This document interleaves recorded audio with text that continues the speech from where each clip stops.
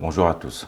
Lors du dernier épisode, nous avons présenté donc les écrits de l'écrivaine américaine Dana Zohar et plus particulièrement son premier opus de Quantum Self.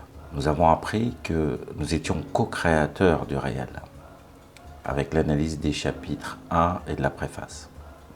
Nous allons maintenant poursuivre ce dialogue avec les chapitres 2 et 3. Générique.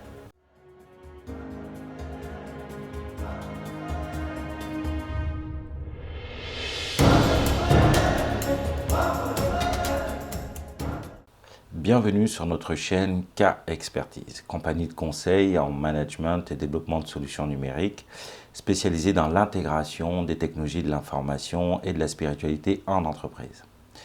Nous sommes convaincus que le monde de demain repose en grande partie sur la qualité de l'intégration de ces trois composantes. Si vous aimez notre chaîne, n'hésitez pas à la liker, laisser des commentaires, vous y abonner et allez visiter nos autres canaux de communication, dont notre site internet kexpertise.com. Dana Zohar nous dit que l'aspect le plus révolutionnaire de la physique quantique est le fait que la matière au niveau subatomique se comporte indifféremment et de manière égale selon les circonstances ou comme des particules élémentaires, s'interchoquant les unes aux autres comme des boules de billard, ou comme des ondes, des paquets d'énergie. Avec cette affirmation scientifique, la barrière entre la science et la spiritualité s'estompe. D'un point de vue spirituel, ça fait bien longtemps qu'on sait et qu'on connaît cette dualité-là. On le retrouve dans le premier chapitre du Tao Te Ching, que j'ai déjà cité dans des vidéos précédentes. Sans nom, il est à l'origine du ciel et de la terre, sans nom. Quand il n'a pas de nom, c'est la nature énergétique, ondulatoire du réel dont on parle. Avec un nom, il est la mère des 10 000 êtres. Là, c'est la limite. Il a une forme, il a une finitude. C'est la nature corpusculaire du réel.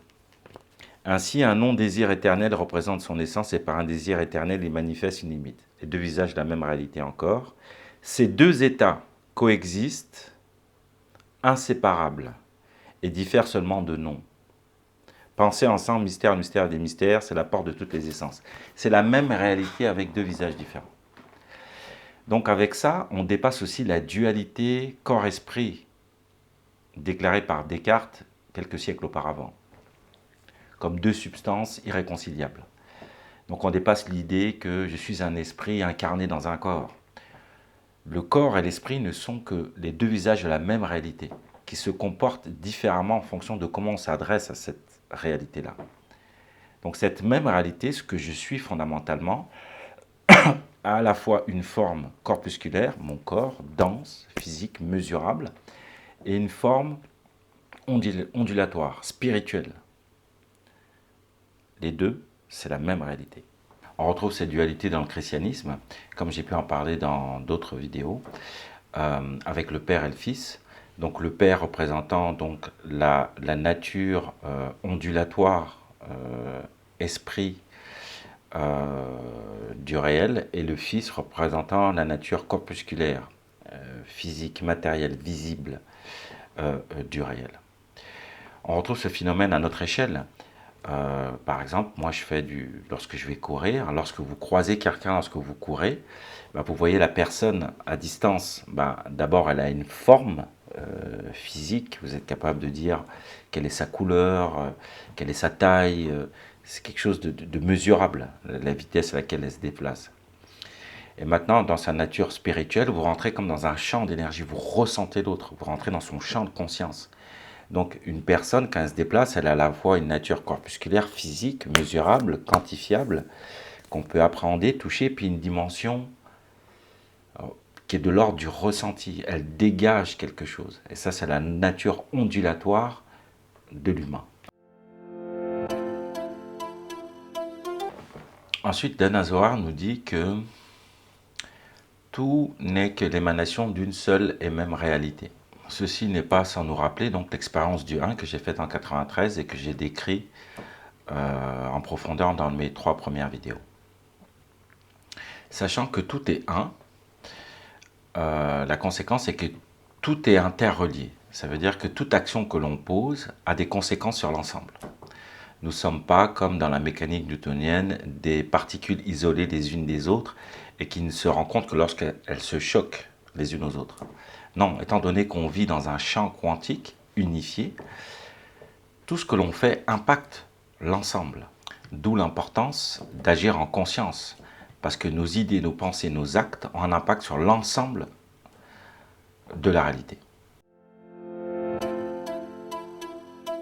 Donc ensuite, Dana Zohar nous dit que il n'y a pas de réalité en soi en fait. En fait, la réalité en soi était pure potentialité. La réalité prend forme à partir du moment où une conscience se pose dessus. Il y a une réalité pour une conscience. La conscience, une conscience de cette en soi, de cette pure potentialité, donne une forme à la réalité. Dans la vie de tous les jours, si je viens, je vous rencontre, je vous dis « Oh, t'as une sale gueule aujourd'hui », vous allez vous comporter complètement différemment. La manière dont j'appréhende le réel a un impact sur le réel. Le réel n'est pas neutre, il n'existe pas comme ça dans les airs. Donc ce qui est valable au niveau subatomique, que l'expérience influence ce qui est observé, se vérifie de la même manière, elle l'applique à notre échelle. Tout est dépendant de la manière dont nous posons notre regard sur les choses. Nos intentions, nos pensées sont fondamentales par rapport à la forme que va prendre ce potentiel énergétique. Donc je finirai cette vidéo par une histoire zen. Ça me fait penser à une histoire zen bien connue. C'est l'histoire donc de 2 moines qui sont sous un drapeau et qui se disputent pour savoir si c'est le vent qui fait bouger le drapeau ou si c'est le drapeau qui fait bouger le vent. Et donc là, ils se disputent, non, non, c'est le vent qui fait bouger le drapeau, non, c'est le drapeau qui fait bouger le vent. Et là, par là passe un maître bouddhiste qui voit donc les 2 jeunes moines, et 2 jeunes moines demandent au maître de les départager. Donc il les regarde et il leur dit, ce n'est ni le vent qui fait bouger le drapeau, ni le drapeau qui fait bouger le vent, c'est votre conscience qui bouge.